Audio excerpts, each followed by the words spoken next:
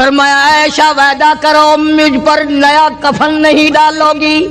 عائشہ یہ کپڑا جو تو نے کفن کے لیے منگایا مدینے کی کسی بیوہ کو دے دینا، سر پہ ڈال کے پردہ کر لے گی۔ عائشہ کسی یتیم کو دے دینا، وہ اپنا کرتا بنا لے گا، وہ غریب۔ السلام علیکم دوستو، قاری حنیف ملتانی صاحب رحمۃ اللہ علیہ کا بیان آپ کی خدمت میں لے کر حاضر ہوا ہوں۔ بیان آج کا بہت ہی یونیک ہونے والا ہے۔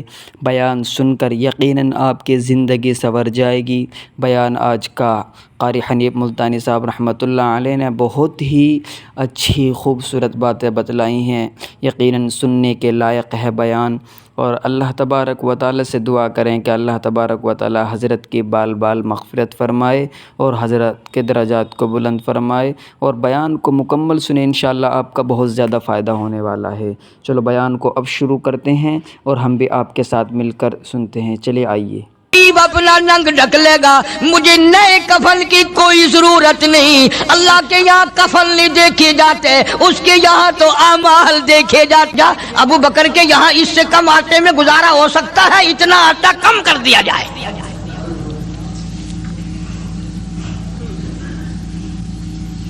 تم کیا جانو ابو بکر کون ہے؟ کبھی کسی بوڑھی نے، کبھی کسی بہو نے، کبھی کسی نے دھی نے کہا کہ آؤ آج ابو بکر صدیق کی نیاز پکاتے ہیں۔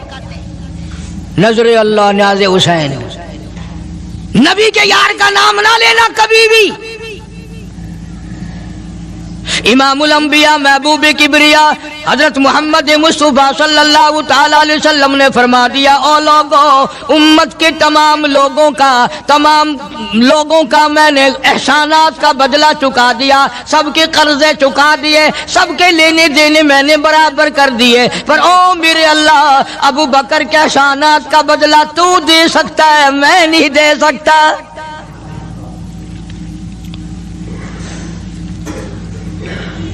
سارا گھرانہ بڑا عجیب ہے، گھر کا گھر بڑا عجیب ہے۔ ہجرت فرما کر تشریف لے گئے نبی کریم سب کا جو صلی اللہ علیہ وسلم کی ذات اقدس کے ساتھ تشریف لے گئے۔ صدیق اکبر کا والد زندہ ہے، ابو قحافہ بوڑھا ہے، آنکھوں سے نابینا ہے، ابھی ایمان نہیں لایا ہجرت والی رات تک، بعد میں لایا ہے۔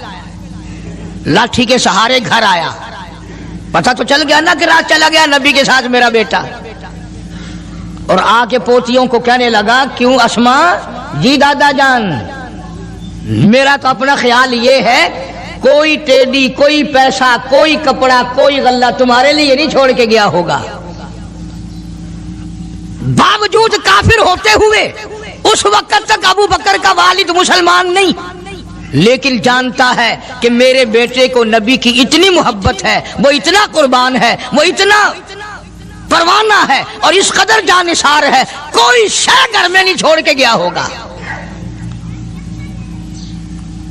سیدہ اسماء رضی اللہ تعالی عنہا، چھوٹی سی بچی ہے صدیق اکبر کی، کہتی ہے کہ میں نے ایک ہیلا بنایا، ہمارے یہاں دیوار میں ایک آلہ سا میرے والد نے بنا رکھا تھا، اس میں پیسے رکھتے تھے، تو میں نے وہاں یہ مٹی کے ٹوٹے ہوئے برتنوں کے ٹھپ ڈال دیے اور اوپر کپڑا ڈال دیا، اور میں نے اپنے دادا سے کہا، نہیں دادا جان، اب کے تو ابا جی نے حد کر دی، بہت سارا مال ہمارے لیے چھوڑ کے گئے ہیں۔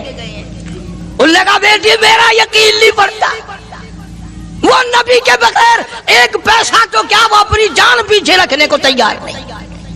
انہوں نے کہا، نہیں دادا ذرا آؤ تو صحیح۔ کہتی ہیں کہ میں نے اپنے دادا کا یوں ہاتھ پکڑ کے، دکھتا تو تھا نہیں، اس کپڑے کے اوپر پھیر دیا کہ دیکھیے یہ آلہ ہے نا، یہ تاک ڈالا کہ سب بھرا پڑا ہے۔ یہ کہنے لگا، اچھا بہت اچھا کیا، تمہارا گزارا ہو جائے گا، مجھے بڑا فکر تھا، مجھے بہت پریشانی تھی، اب میں بے فکرہ ہو گیا کہ تمہارے لیے تمہارا ابا کھانے پینے کے لیے تو چھوڑ گیا۔ سیدہ اسماء کہتی ہیں، حالانکہ جس وقت میں نے یہ کارروائی کر کے دکھائی، ہم 2 دن کے بھوکے تھے۔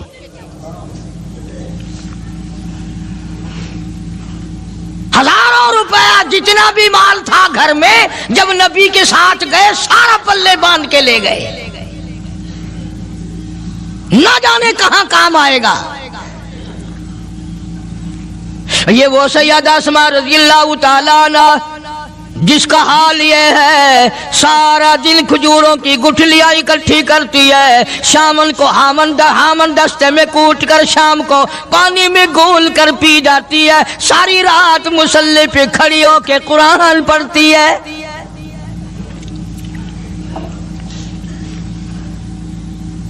عجیب قسم کا گھرانہ ہے صدیق اکبر رضی اللہ تعالیٰ عنہ کا۔ غربت نہیں تھی، سارے کا سارا قربان کر کے غربت بنا دی۔ نہیں دیکھا آل کو، نہیں دیکھا مال کو، نہیں دیکھا اپنی جان کو، سب کچھ قربان کر دیا۔ امام الانبیاء محبوب کبریا حضرت محمد مصطفیٰ صلی اللہ تعالی علیہ وسلم نے اس قدر رفاقت جوڑی، اس قدر یاری بنائی کہ کبھی بھی الگ نہیں ہوئے۔ آج تم قرآن پڑھتے ہو، قاری حنیف قرآن پڑھتا ہے، کیا اثر ہوگا کسی پہ؟ جناب ابو بکر صدیق رضی اللہ تعالیٰ عنہ مکہ مکرمہ میں نماز کی نیت باندھ کر قرآن کریم کی تلاوت کرتے ہیں۔ علماء نے لکھا ہے کہ پہاڑ بھی ہلنے لگ جاتے تھے، اور کافروں نے نبی پاک سب کا جو صلی اللہ علیہ وسلم سے شکایت کی کہ اپنے ابو بکر کو کہو یہ رات کو قرآن زور سے نہ پڑھے، ہمارے بیوی بچوں پہ اثر ہوتا ہے، ہمارے بچے مسلمان بننے کے لیے تیار ہو جاتے ہیں، ہماری عورتیں قرآن سن کر کفر چھوڑ کر مسلمان بننے کو تیار ہو جاتی ہیں، ابو بکر سے کہو یہ آہستہ قرآن پڑھا کرے۔ یعنی اس کی زبان میں اس قدر تاثیر تھی اور اس قدر اللہ تبارک و تعالیٰ نے خوف رکھا تھا، جو صدیق کی زبان سے قرآن سنتا تھا مسلمان بننے کے لیے تیار ہو جاتا تھا۔ آج ہم قرآن پڑھیں، حدیث پڑھیں، کچھ بھی پڑھیں، اثر نہیں ہوتا۔ کیسے ہو؟ ہمارے یہاں دلوں میں جگہ ہو جبھی تو بات بنے۔ اس لیے قرآن کریم کہتا کلا بل ران علی قلوبہم ما کانوا یکسبون، گناہ کرتے کرتے، حرام کھاتے کھاتے اس قدر دل کالے ہو گئے، اب قرآن کے لیے، دین کے لیے، ایمان کے لیے گنجائش کوئی نہیں، اندر گنجائش ختم ہو گئی، سارا دل بھر گیا۔ فرمایا کلا انہم عن ربہم یومئذ لمحجوبون، ہرگز ایسا نہیں جو لوگوں کا خیال ہے، دین ان کے خیالات پہ نہیں چل سکتا۔ جناب ابو بکر صدیق رضی اللہ تعالیٰ عنہ بیمار ہیں، آخری وقت قریب ہے، اللہ اللہ۔ سیدہ عائشہ صدیقہ رضی اللہ تعالیٰ عنہ کے ہاتھ میں نیا کپڑا دیکھا، بیٹی کے ہاتھ میں نیا کپڑا دیکھا، صدیق اکبر رضی اللہ تعالیٰ عنہ نے فرمایا بیٹی یہ کپڑا کیسا ہے؟ عرض کی ابا جان کفن کے ارادے سے منگوا لیا ہے، نہ جانے کس وقت ضرورت پڑ جائے گی، مجھے خطرہ ہے، اندیشہ ہے، آپ کا آخری وقت ہے، میں نے کفن کے لیے کپڑا منگا لیا ہے۔ اللہ اکبر، ناراض ہوئے، فرمایا عائشہ وعدہ کرو مجھ پر نیا کفن نہیں ڈالو گی۔ عائشہ یہ کپڑا جو تو نے کفن کے لیے منگایا مدینے کی کسی بیوہ کو دے دینا، سر پہ ڈال کے پردہ کر لے گی۔ عائشہ کسی یتیم کو دے دینا، وہ اپنا کرتا بنا لے گا، وہ غریب اپنا ننگ ڈھک لے گا، مجھے نئے کفن کی کوئی ضرورت نہیں۔ اللہ کے یہاں کفن نہیں دیکھے جاتے، اس کے یہاں تو اعمال دیکھے جاتے ہیں۔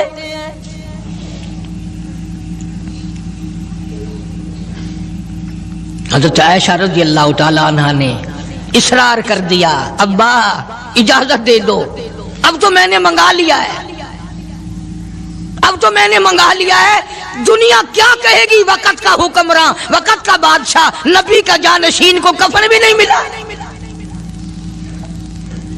پھر دوسرا رخ اختیار کیا ہے صدیق اکبر سب کا جو رضی اللہ تعالیٰ عنہ، فرمایا عائشہ او میری بیٹی، نبی کریم صلی اللہ تعالی علیہ وسلم کا آخری وقت تیری گود میں آیا، تیرے سامنے آیا، تو نے آقا مدنی صلی اللہ علیہ وسلم کا آخری وقت دیکھا۔ حضرت عائشہ رونے لگی، ہاں میں نے دیکھا، سب کچھ مجھے معلوم ہے، پر اے عائشہ شہنشاہ کائنات کا کفن بتا۔ اس مدنی کریم صلی اللہ علیہ وسلم کا، دو جہان کے بادشاہ کا، یتیموں کے وارث کا، بیواؤں کے سہارے کا، دو جہان کے سردار، دو جہان کی رحمت حضرت محمد کریم صلی اللہ علیہ وسلم کا کفن بتا۔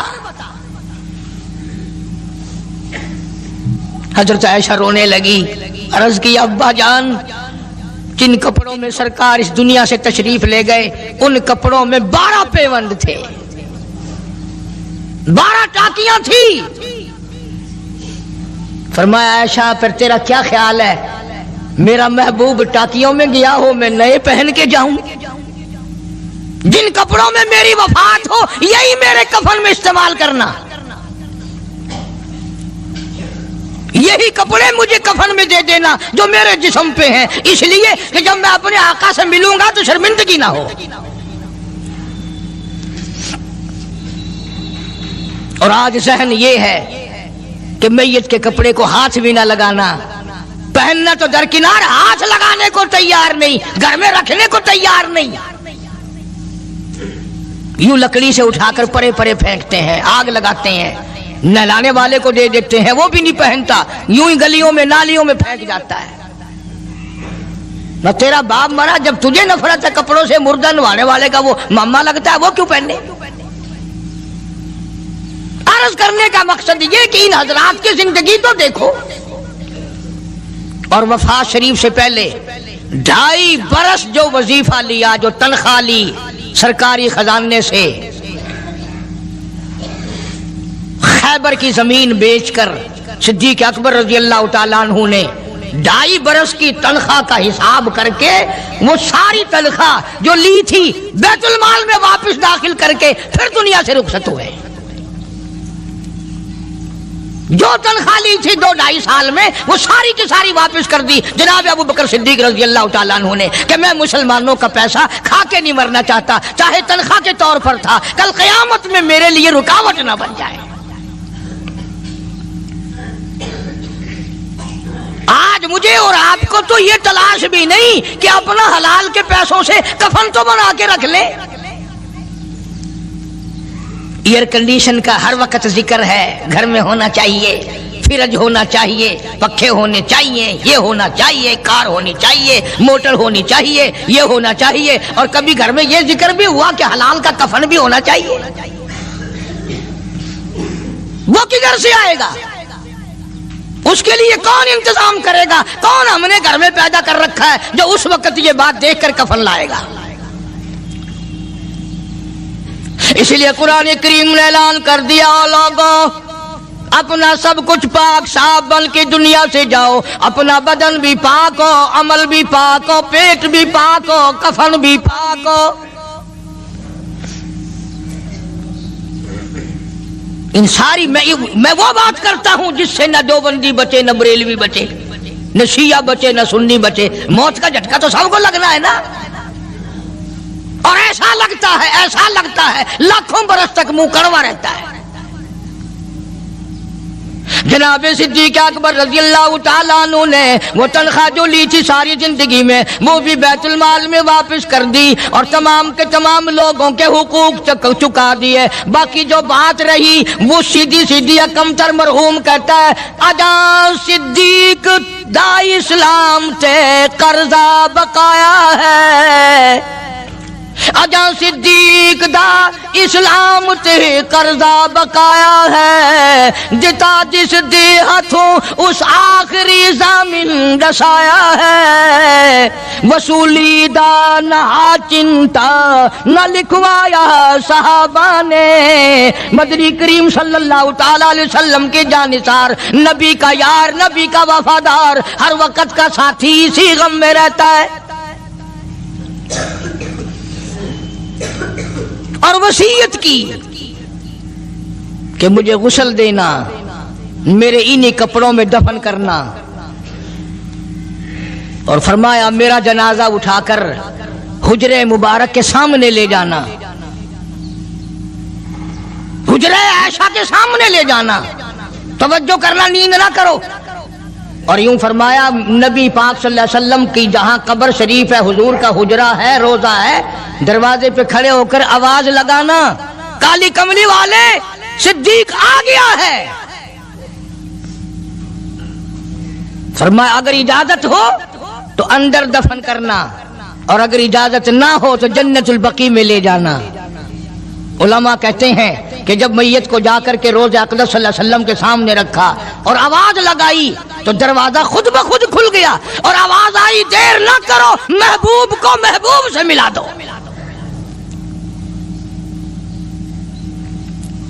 کیا شان ہے ان لوگوں کی، کیا عظمت ہے ان لوگوں کی، ساری زندگی اس محبت میں، عظمت میں، اکرام میں گزاری جو اس کائنات میں کوئی اس قدر اکرام کر نہیں سکتا۔ مدینہ پاک میں ایک وقت ایسا بھی آیا کہ دشمنوں نے مدینے کے گورنر کو گانٹھ لیا، اس کو رشوت دی، پیسے دیے، اور کہا کہ ہمیں اجازت ہونی چاہیے، ہم روضہ اقدس کو کھود کر ابو بکر صدیق اور فاروق اعظم کی لاشیں نکالنا چاہتے ہیں یہاں سے۔ چنانچہ حاکم وقت نے پیسے کھا کر اجازت دے دی۔ شمس الدین سراج ایک بزرگ ہے جو اس وقت مدینہ پاک یعنی روضے کے متولی ہیں، مسجد نبوی کے متولی ہیں، گنبد خضرا صلی اللہ علیہ وسلم کے محافظ اور نگہبان ہیں۔ وہ فرماتے ہیں کہ رات آدھی جب گزری تو کنڈی کھٹکی مسجد کی، میں نے کنڈی کھول دی تو مجھے حکم ملا کہ تم خاموش رہو، اگر آواز نکالو گے سر اتار دیا جائے گا۔ ایک آدمی اندر داخل ہوا، دوسرا داخل ہوا، تیسرا آیا، کسی کے ہاتھ میں کسی، کسی کے ہاتھ میں گنتی، کسی کے ہاتھ میں ٹوکری، کسی کے ہاتھ میں تسلا مٹی اٹھانے والا، سب کے سب یوں لے کر داخل ہو رہے ہیں۔ اور مجھے یہ کہا گیا کہ یہ جو کچھ کرتے ہیں روکنا نہیں، کسی کو بتانا نہیں۔ شمس الدین سراج بزرگ رحمت اللہ علیہ کہتے ہیں وہ جب 40 کے 40 اندر داخل ہو گئے، پچھلے نے مجھے اشارہ کیا دروازہ بند کر دے، اب کسی اور کو اندر نہ آنے دینا۔ وہ اللہ والا کہتا ہے مجھے بتا تو دیا گیا تھا دونوں جلیل القدر صحابہ حضرت شیخین کی بیعت بھی کریں گے، قبر کھود دیں گے، ان کی میت نکال لیں گے۔ فرماتے ہیں میں نے دروازہ بند کر دیا، میں سجدے میں گر گیا، مولا او میرا بس نہیں، میرا کوئی چارہ نہیں، میری حکومت نہیں، میری فوج نہیں، میرا لشکر نہیں، میرے پاس توپ نہیں، میرے پاس لشکر نہیں، او میرے مولا میں نے سنا ہے جیسے نبوت کا محافظ تو ہے، اسی طرح صدیق کی صداقت کا، فاروق کی عدالت کا بھی تو ہی نگہبان ہے۔ مولا میری موت بھیج دے، میں نہ دیکھوں۔ شمس الدین سراج بزرگ کہتا ہے کہ اللہ کا حکم ہوا، میں نے بھی دعا تو کی تھی رو رو کے، میرے دیکھتے دیکھتے، توجہ کرنا لفظ سمجھو، میرے دیکھتے دیکھتے مسجد نبوی میں زمین پھٹی اور بمائے ٹوکریوں کے، بمائے سامان کے 40 کے 40 کو زمین نگل گئی۔ اللہ تم سب کو مدینہ پاک جانا نصیب فرمائے۔ وہ جو قالین بچھے ہوئے ہیں نا، کسی پرانے عرب سے اب بھی پوچھ لینا، لمبا کالا کالا نشان لگا ہوا ہے، یہ نشانی ہے کہ وہ کالے جو تھے نا اندر کے کالے، وہ سب یہاں کا رکھ ہوئے ہیں، یعنی خدا صدیق اکبر کا، فاروق اعظم کا، نبی کے یاروں کا اتنا بڑا محافظ ہے، جو بدنیت سے آئے تھے ان سب کو زمین نگل گئی۔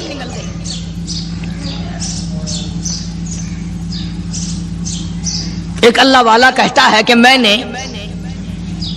مدینہ پاک میں حاضری دی اور حضور کریم صلی اللہ علیہ وسلم کے روضہ اقدس پہ سلام پڑھا، اور میں صدیق اکبر کے موضع شریف کے سامنے کھڑا ہو کر سلام عرض کر رہا تھا، پڑھ رہا تھا